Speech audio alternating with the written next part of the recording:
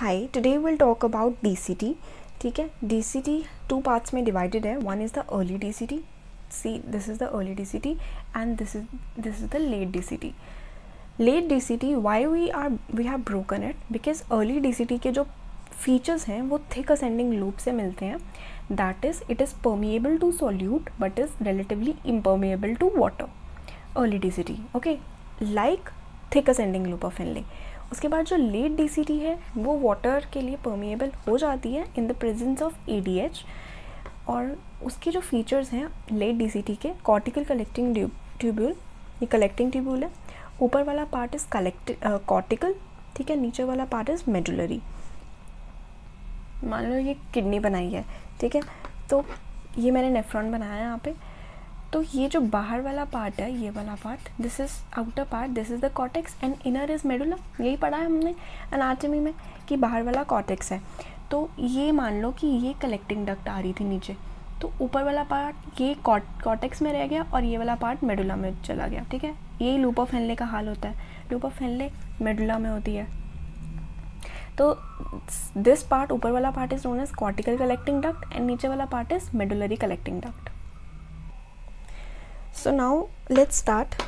हमने पीसीटी में पढ़ा कि 65% सॉल्यूट्स, सोडियम क्लोराइड, इन सब की जो रीअब्जॉर्प्शन है वो हो चुकी है. ठीक है, रीअब्जॉर्प्शन का मतलब हमने क्या पढ़ा था, ये वाली डायरेक्शन में ब्लड के अंदर आना, दिस इज रीअब्जॉर्प्शन. एंड ये वाली डायरेक्शन के से ट्यूब्यूल में जाना, this is secretion. Alright, so when the fluid was coming, 65% is already reabsorbed from the PCT, 25% from the loop of Henle and all this, then only 10% reaches here. Okay, 10% reaches here. And in this DCT, now we'll discuss यहाँ पे, ठीक है, ये हमारी luminal membrane होती है. Luminal मतलब ये ल्यूमिन है ना, this is the lumen of the tubule. And ये हमारे साइड वाली मेम्ब्रेन को बोलते हैं बेजोलेटरल मेम्ब्रेन. ठीक है, तो बेजोलेटरल मेम्ब्रेन पे हमारे पास, और यहाँ पे ब्लड होगा. ठीक है, तो मतलब यहाँ पे जो भी चीज़ जाएगी वो इंटरस्टिशियम में जाएगी, इंटरस्टिशियम से कैपिलरी में चली जाएगी. तो यहाँ पे हमारे पास सोडियम पोटाशियम एटीपीजेस वर्क कर रहे हैं कॉन्स्टेंटली. सोडियम बाहर निकाल रहा है, पोटाशियम अंदर जा रहा है. यहीं पे ऐसे ही सोडियम और पोटाशियम. ठीक है, तो सोडियम पोटाशियम एटीपीजेस वर्क कर रहे हैं यहाँ पे कॉन्स्टेंटली. और अंदर जो है उन्होंने क्या किया, सोडियम का लेवल जो है कम कर दिया.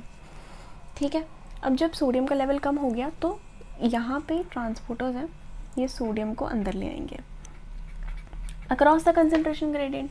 अब ये तो अक्रॉस द कंसनट्रेशन ग्रेडियंट आ रहा है, इसके साथ साथ क्लोराइड भी आ जाएगा.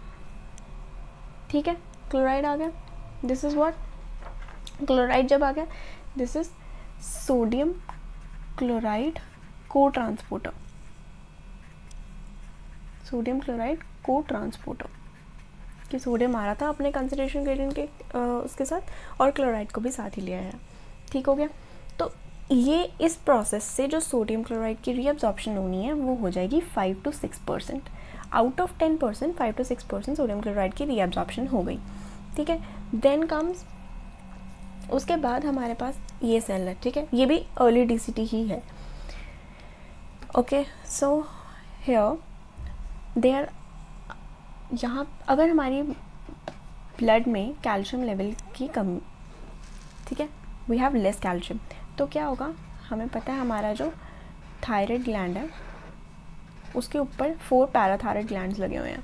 ठीक है, अब वो पैराथायराइड ग्लैंड्स को लो कैल्शियम जो है वो स्टिमुलेट करेगा और वो सिक्रीट करेगा पैराथायराइड हार्मोन, जो कि ब्लड के कैल्शियम को इंक्रीज़ करेगी. अब ये जो पैराथायराइड हार्मोन है ये कैसे इंक्रीज़ करती है, यहाँ पे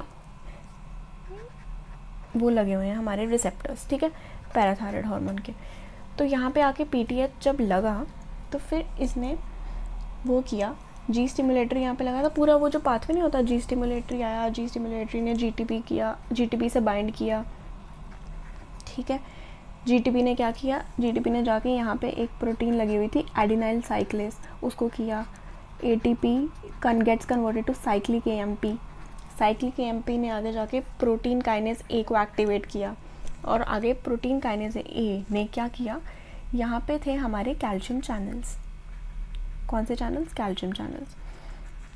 उसको फॉस्फोराइलेट कर दिया इस प्रोटीन काइनेज, क्योंकि काइनेज है ना, काइनेज मतलब फॉस्फोराइलेट करना, तो उसने फॉस्फोराइलेट करके उसको एक्टिवेट कर दिया और फिर कैल्शियम जो यहाँ पे था, जो कि यूरिन में जाने वाला था, उसको ये अंदर ले आया। ठीक है, यहाँ यहाँ पे सोडियम कैल्शियम काउंटर ट्रांसपोर्टर्स हैं। ठीक है, और इसके साथ साथ कैल्शियम एटीपेजेस भी हैं। कैल्शियम एटीपेजेस डायरेक्ट एनर्जी यूज़ करेंगे, काउंटर ट्रांसपोर्ट जो है वो सेकेंडरी एक्टर के, सोडियम जो है वो अंदर जा रहा है। ठीक है, and then the calcium comes in. ठीक है, this is counter transport. Although blood में लेवल जो है कैल्शियम का कम है। ठीक है, लेकिन कंपैरेटिवली इस सेल के कंपैरेटिवली तो यहाँ पे ज़्यादा है ब्लड में। इफ़ दिस इज़ ब्लड, तो ब्लड में कंपैरेटिव टू दिस सेल ज़्यादा है, इसीलिए ये यहाँ से यहाँ पे आना is against the concentration gradient, इसीलिए it needs calcium ATPases, means it needs energy to come out. Okay, then हमें ये जो सोडियम क्लोराइड को ट्रांसपोर्टर्स हैं, इनको इनहिबिट करने के लिए थायजाइड ड्रग है। ठीक है, ये इनहिबिट हो जाती है, तो उससे क्या होता है कि सोडियम जो है वो रीअब्सॉर्ब नहीं होता और सोडियम यूरिन में चले जाता है when we have extreme amounts of salt in the urine. ठीक है, सॉल्ट क्या होता है, यहाँ से एब्जॉर्ब नहीं हो पाता DCT से 5 to 6% ओनली। ठीक है, सो ये दिस ऑल वी डिस्कस्ड कि कैसे हमने जब कैल्शियम लेवल कम हुआ, PTH सिक्रेट हुआ, PTH ने इधर आकर यहाँ पे कैल्शियम चैनल्स को फॉस्फोराइलेट किया और वो कैल्शियम चैनल से कैल्शियम अंदर आया, फिर सोडियम कैल्शियम काउंटर ट्रांसपोर्ट्स और कैल्शियम एटीपेजेस से कैल्शियम जो है वो ब्लड के अंदर चले जाता है और इंक्रीज़ कर देता है कैल्शियम को। ठीक है, and then this sodium chloride transport जो हो रहा है, this is all about early DCT. Now we'll discuss about late DCT and cortical collecting tubules together. Thank you.